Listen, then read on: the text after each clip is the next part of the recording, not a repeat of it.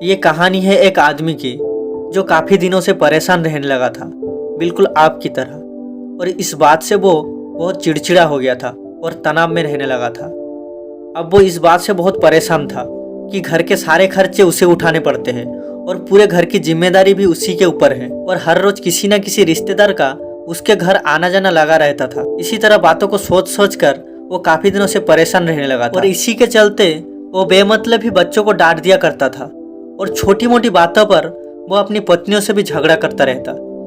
एक दिन उसका बेटा उसके पास आया और उसने कहा कि पापा मेरी स्कूल का होमवर्क करा दीजिए। वो आदमी पहले से ही परेशान था। उसने अपने बेटे को डांट कर भगा दिया, लेकिन फिर कुछ देर के बाद जब उसका गुस्सा ठंडा हुआ तो वो अपने बेटे के पास गया। उसने देखा कि उसका बेटा सोया हुआ था और उसके हाथ में उसके होमवर्क की बुक थी। उसने अपने बेटे के हाथ से बुक निकाला और उसे साइड में रख रहा था, तभी उसकी नज़र होमवर्क की टाइटल पर पड़ी। होमवर्क का टाइटल था कि वो चीज़ें जो हमें शुरू में अच्छी नहीं लगती लेकिन बाद में वही अच्छी होती है। इस टाइटल पर उस बच्चे ने एक पैराग्राफ लिखा हुआ था। उसके पापा ने उस पैराग्राफ को पढ़ना शुरू किया। बच्चे ने लिखा था कि मैं अपने फाइनल एग्जाम को धन्यवाद देता हूँ, जो शुरू में मुझे बिल्कुल अच्छे नहीं लगते, लेकिन इसके बाद स्कूल की छुट्टियाँ लग जाती है। मैं वो खराब स्वाद वाली कड़वी दवाई को भी बहुत धन्यवाद देता हूँ, जो कि शुरू में तो बहुत कड़वी लगती है, लेकिन बाद में उन्हीं की वजह से मैं ठीक हो जाता हूँ।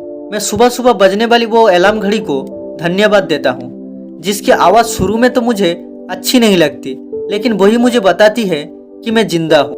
और मैं ईश्वर को भी धन्यवाद देता हूँ, जिन्होंने मुझे इतने अच्छे पिता दिए, जिनकी डांट मुझे शुरुआत में अच्छी नहीं लगती, लेकिन उनकी डांट की वजह से ही मैं जिंदगी में आगे बढ़ पा रहा हूँ। मेरे पिताजी ही मेरे लिए खिलौने लाते हैं और मुझे घुमाने ले जाते हैं, और मुझे इस बात की खुशी है कि मेरे पास पिता है, क्योंकि मेरे दोस्त रोहित के पास पिता ही नहीं है। बच्चे का होमवर्क पढ़ने के बाद वो आदमी जैसे नींद से जग गया हो, जैसे उसकी सोच बदल गई और बच्चे की लिखी बातें उसके दिमाग में बार बार घूम रही थी। थोड़ी देर के बाद वो आदमी शांत हुआ। उसने एक पेन और पेपर लिया और अपनी परेशानियों के बारे में लिखने लगा। उसने लिखा कि मुझे अपने घर के सारे खर्चे उठाने पड़ते हैं। इसका मतलब ये है मेरे पास एक घर है और एक अच्छा सा काम है। मैं उन लोगों से तो बहुत नसीब वाला हूँ जिनके पास काम नहीं है और घर भी नहीं है। उस आदमी ने लिखा कि मुझे मेरे पूरे परिवार की जिम्मेदारी उठानी पड़ती है। इसका मतलब यह है कि मेरे पास एक परिवार है और मैं उन लोगों से बहुत खुशनसीब हूँ जिनके पास परिवार ही नहीं है और वो इस दुनिया में बिल्कुल अकेले है। हर रोज मेरे घर पे कोई ना कोई मेरे मित्र और मेरे रिश्तेदार आता जाता रहता है। इसका मतलब यह है कि लोगों में मेरी एक पहचान है। मेरे सुख दुख में साथ देने वाला मेरे मित्र और रिश्तेदार है। यह सब सोचने के बाद वो आदमी एकदम से फ्री महसूस करने लगा, मानो जैसे उसके सर से कोई बोझ हल्का कर दिया हो। उसने फौरन ईश्वर की तरफ हाथ जोड़ते हुए कहा कि मालिक, मैं तेरा शुक्रगुजार करता हूँ कि तुमने मुझे इतना सब कुछ दिया और मैं इन सब को नजरअंदाज कर रहा था। इसके बाद उस आदमी की सारी परेशानी, सारी चिंताएं दूर हो गई। इसका मन हल्का हो गया। वो अपने सोते हुए बेटे को गोद में उठाया और खुशी से उसे ऊपर उछालने लगा।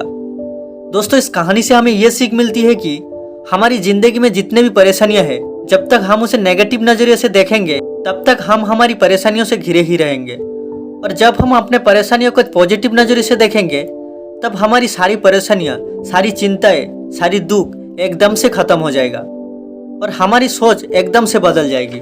दोस्तों, हम हमेशा अपने से बड़े लोगों को देखते हैं जिनके पास घर है, बहुत सारे पैसे, और इसी में हम उनसे खुद को कंपेयर करने लग जाते हैं और अपना सुकून बर्बाद कर देते हैं। कभी उन लोगों को भी देखो जिनके पास रहने का घर नहीं है, परिवार नहीं है, और कैसे अपनी जिंदगी गुजार रहे हैं, और आपको यह एहसास होगा कि क्या कुछ नहीं है आपके पास, और आप ऊपर वाले का शुक्रिया अदा करोगे। दोस्तों, ये मोटिवेशनल स्टोरी आपको जरूर पसंद आई होगी, और इसी मोटिवेशनल स्टोरी सुनने के लिए और लाइफ में कुछ बड़ा करने के लिए हमारी चैनल को सब्सक्राइब करके रखिए, ताकि मैं कोई भी स्टोरी अपलोड करूं आप सबसे पहले सुन पाए। धन्यवाद।